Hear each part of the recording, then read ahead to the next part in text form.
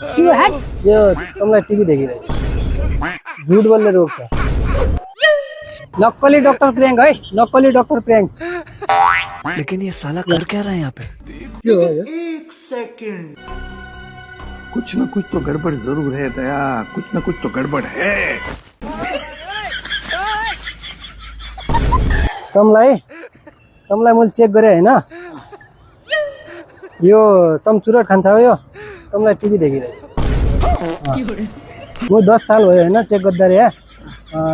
सबलाई फ्रीमा चेक गरिदिनु उसा त मान्छे 10-15 हजार रुपैयाँ लिन्छन् तँलाई मैले फ्री चेक गरेँ यो धुरोपान खाइरहेछ हैन तँलाई टिभी देखिरहेछ अब तँले इसो गर्नु पर्यो हैन यो निको हुने उपाय म तँलाई बताउनु हैन यहाँ मलाई खेती देखेछ अब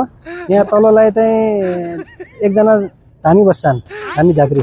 त्यहाँ जानु पर्यो अनि त्यहाँ गएर तँले मन्त्र आउनु पर्यो टिभी बिराम निको बनाइदिनु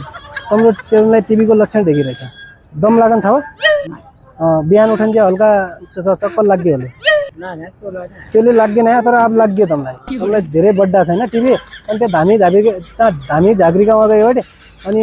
मन्त्र हान्यो दिन बिहान अब बैठे नाइ खाला नाइ खाने हजुर भन नाइ खाऊ अब जति जल खान्थे नाइ खानु नाइ खाने हजुर हो भन्छ नाइ खाने हजुर के